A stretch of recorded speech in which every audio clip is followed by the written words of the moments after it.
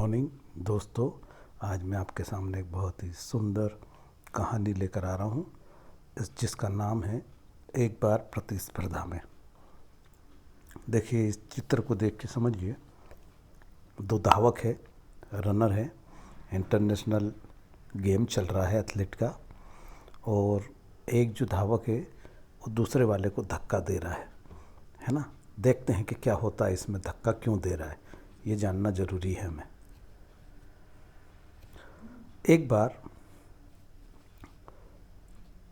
बार Kenya के सुप्रसिद्ध धावक अबेल मुताई ओलंपिक प्रतियोगिता में अंतिम राउंड में दौड़ते वक्त अंतिम लाइन से 1 मीटर ही दूर थे और उनके सभी प्रतिस्पर्धी पीछे थे। कीनिया के जो रनर था अबेल मुताई, ओलंपिक में अंतिम राउंड में दौड़ते हुए जहां पर डिसीजन होना था, निर्णय होना था, दौड़ते वक्त अंतिम लाइन से 1 मीटर ही दूर थे और उनके सभी प्रतिस्पर्धी उनसे पीछे थे। अबेल ने स्वर्ण पदक लगभग जीत ही लिया था। इतने में कुछ गलतफहमी के कारण वे अंतिम रेखा समझकर 1 मीटर पहले ही रुक गए। उनके पीछे आने वाले स्पेन के इवान फर्नांडीज के ध्यान में आया कि अंतिम रेखा समझ नहीं आने की वजह से वे पहले ही रुक गए। उसने चिल्लाकर अबेल को आगे जाने के लिए कहा, लेकिन स्पेनिश नहीं समझने की वजह से वह नहीं हिला। आखिर में इवान ने उसे धकेलकर अंतिम रेखा तक पहुंचा दिया। इस कारण अबेल का प्रथम तथा इवान का दूसरा स्थान आया। पत्रकारों ने इवान से पूछा, तुमने ऐसा क्यों किया? मौका मिलने के बावजूद तुमने प्रथम जो स्थान था क्यों गंवा दिया?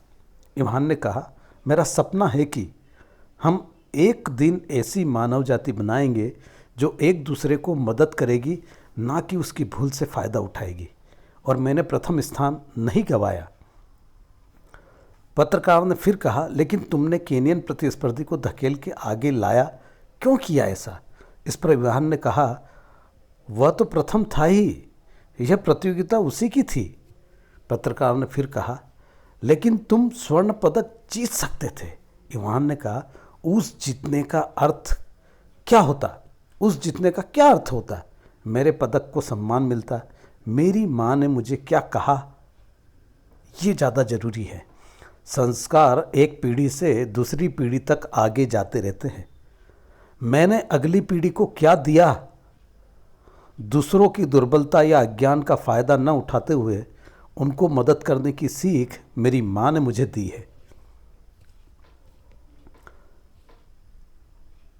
और ये जो कहानी है वो डॉक्टर प्रवीण कुमार सिंह ने लिखी है। धन्यवाद उनको, बहुत शानदार कहानी है, लघु कथा है। तो देखिए, हम जिंदगी में क्या करते हैं, हम किस तरीके की प्रतिस्पर्धा करते हैं।